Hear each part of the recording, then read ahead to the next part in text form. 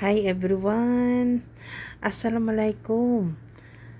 Good evening and welcome to my channel, Isabel Cooking. So, yes, for today's video, I'm going to show you how to make best barbecue. Best barbecue. Yes, guys, masarap to. Try nyo. Oh, at napakadaling gawin. At gawa pa tayo ng pang ating freezer meal. So, yan. Mag-i-start na tayo. Ito nga.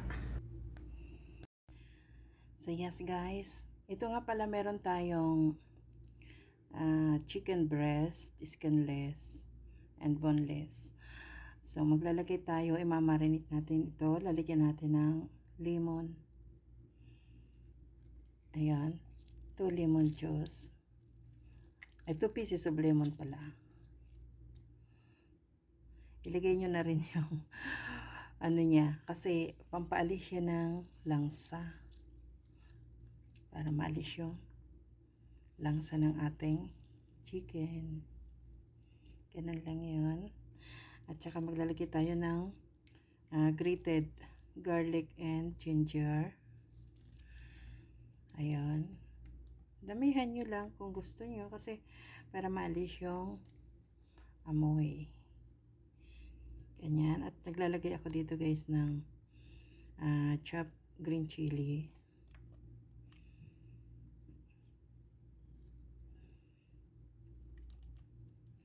At syempre maglalagay tayo ng salt, pink salt or Himalayan salt. Kaunti lang kasi maglalagay pa tayo ng seasoning. At saka ito yung black pepper. Naiisnis ako. At saka yung ating chili flakes. Optional lang.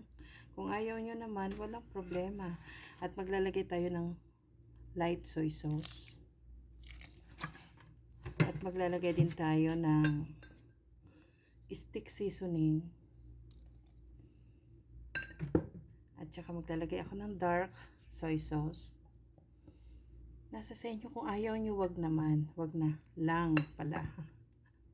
Kasi, ano yun mayroon naman na yung soy sauce, pwede lang.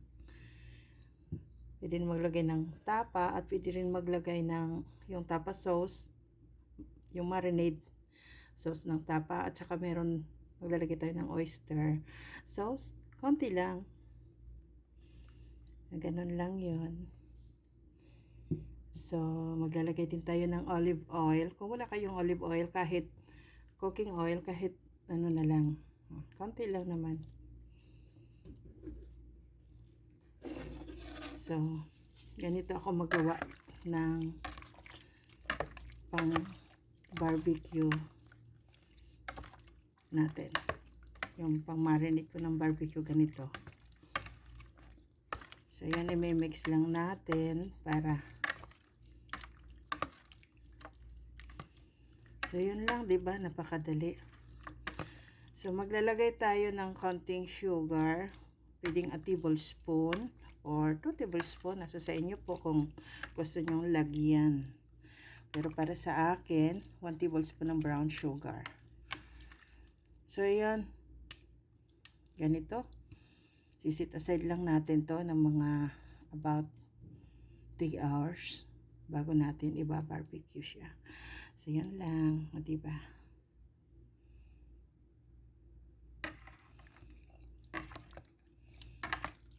Optional lang ang green chilies. Kung ayaw nyo naman, walang problema. Yan, tatakpan natin. Sit aside lang natin. Marinate for 30 minutes or 3 hours.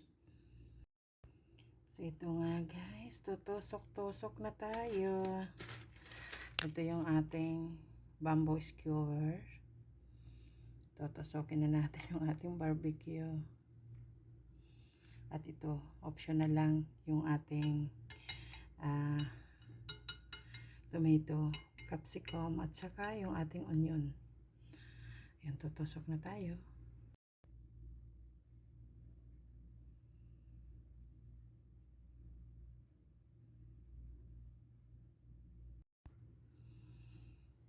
So yes, ito nga pala. O, ganyan ako magtusok, guys. Oo.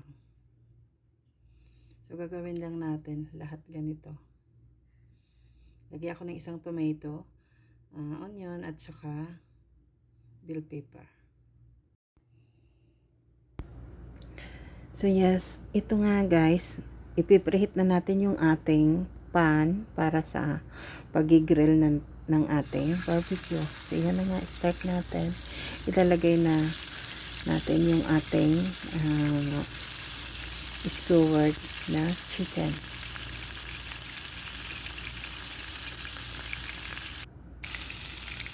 Dapat yung mainit na mainit yung ating pan.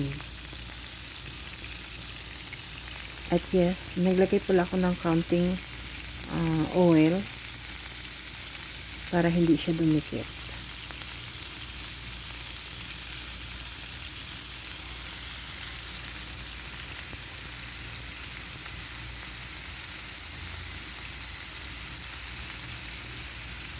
Ayun.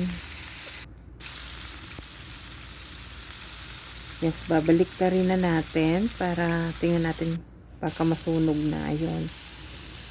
I-flip lang natin kasi dapat yung hindi gaanong sunog. So yes, ito na nga guys. Ang dali lang, 'di ba?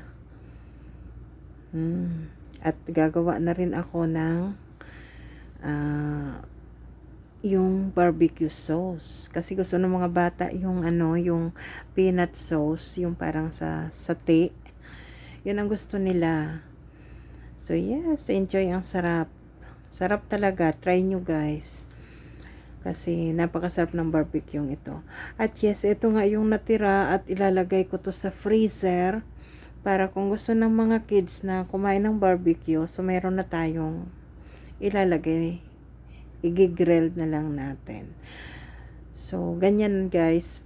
Palaging gumagawa ko ng barbecue para sa dalawang kainan na yon kasi pwedeng ilagay natin yan sa freezer. Sino yun mga may hilig yan sa freezer meal, gawin nyo to.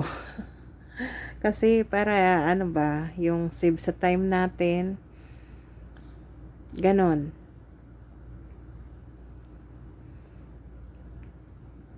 So, para isahan lang yung pag natin, pag marinade. Ayun. Dali lang, 'di ba guys?